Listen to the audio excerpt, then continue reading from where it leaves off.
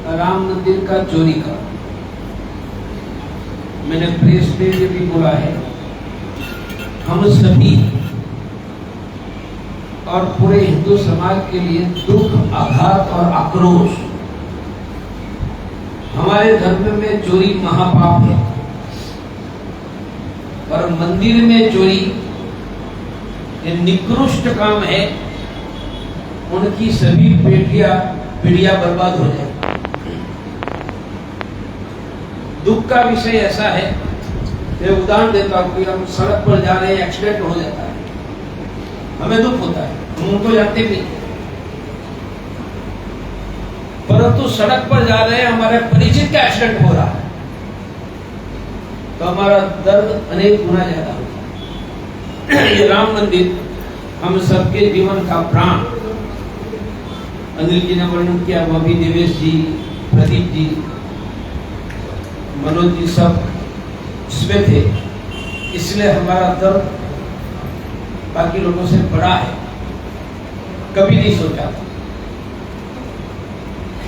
चोरी एक बार होती है कभी पकड़ी जाती है।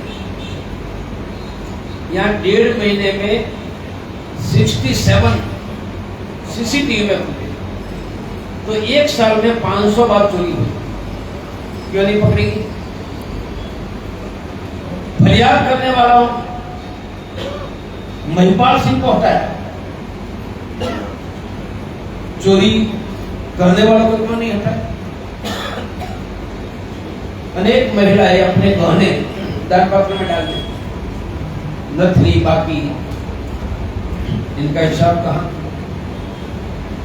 निर्माण में 40% कमीशन की बात आई,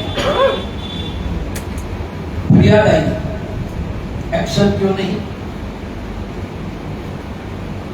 सबके लिए दुख की बात है। जांच में सब लोग पकड़े जाए ऐसी आशा रखते हैं। ये बात सच है कि पूरे भारत को पता नहीं है कि अंतरराष्ट्रीय हिंदू परिषद हम अलग संगठन, आधे लोग आज भी मेरा परिचय वो संगठन के नाते करवाते हैं, हम भी ज्यादा विवाद में नहीं पड़ते। तो संपर्क में जाएंगे, चर्चा निकलेगी।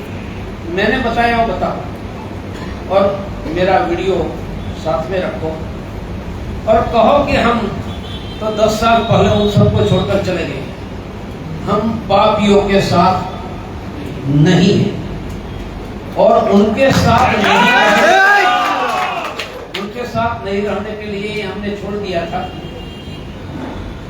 और क्या होता है तो भगवान जाने, पर हम होते तो ये चोरी करने का किसी का साहस नहीं होता, साहस ही नहीं करते। जिम्मेदारी उनकी है जिन्होंने संभाला है। मंदिर बनाने तक की लड़ाई लड़ने में हम थे और अंतिम लड़ाई अंतर्राष्ट्रीय हिंदू परिषद ने 2018-21 अक्टूबर को लड़ी। तो मंदिर बनाने की लड़ाई लड़ने में हम थे, मंदिर चलाने में हमने, इसलिए दंड उनको दो जो मंदिर चला रहे। किसने क्या खाया वह जांच का विषय है, पर कोई चोरी कर रहा है, रोकने का दायित्व तो उनका है जिनके हाथ में मैनेजमेंट है, वह बच नहीं सकते हैं। और किसी को न छोड़ा जाए, सबको दंड दिया जाए। मैं एक उदाहरण देता हूं। मैं महामंत्री बनने के बाद 30 साल पहले रामेश्वर गया, सभा हुई।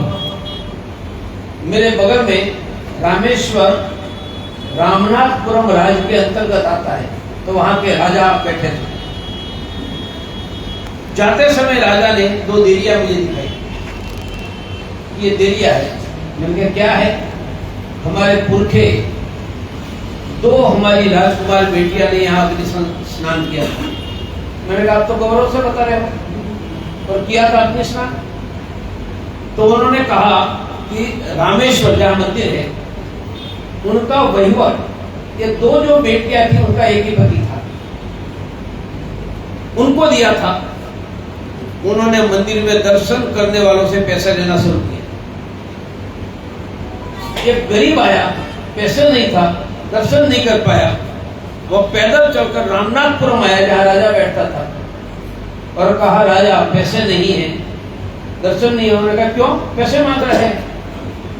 उन्होंने पूछा किसने पैसे मांगे, जांच कर ले, तुम्हारे दामाद। उन्होंने ऑर्डर दिया कि मेरे दामाद को पकड़ कर ले आओ, मेरे सामने हाथी के पैर के नीचे कुचल कर मार डालो। दामाद को पकड़ कर आए तो दोनों बेटियों को पता चला कि मृत्यु दंड दे रहे। बेटियां आगे बढ़ी, तब तक यहाँ हाथी के पैर के नीचे मृत्युदंड हो गया था। दोनों बेटियों ने रामेश्वर मंदिर के सामने अग्नि संस्कार किया। भगवान के द्रोह की सजा हमारे यहाँ मृत्युदंड है। और यहाँ का एक राजा अपने दामाद को भी नहीं छोड़ता है।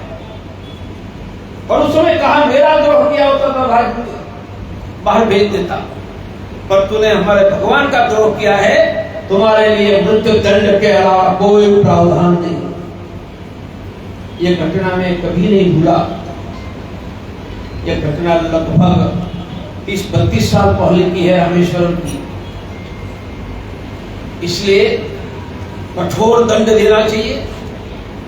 हिंदुओं को मेरी इतनी अपील है कि कुछ माने बड़ी संख्या में लोगों ने चोरी डकैती की है, परंतु राम मंदिर के लिए पैसे देने वाले प्रमाणिक करोड़ों लोग भी है। इसलिए कुछ लोगों की डकैती के कारण धर्म के प्रति हमारी श्रद्धा न हटे न डगे। मंदिर धर्म सेवा दान की हमारी पुरखों के संस्कार की परंपरा हमें अखंड चलानी है और चोरी करने वाले सबको दंड होना ही चाहिए। घर पर मिलने जाओ तब रामनाथपुर का उदाहरण भी सुनाओ कि दंड देना ही चाहिए। दंड देने का काम सरकार का है और 10 साल से ये चोरी करने वालों को लोगों को हमने छोड़ दिया है। भगवान ने छुड़ाकर हमें यह कलंक से बचाने का अनिल जी काम किया है, इसलिए हम छूट गए। यह भगवान की कृपा है। आगे के विषय पर कोई भी बात कर सकते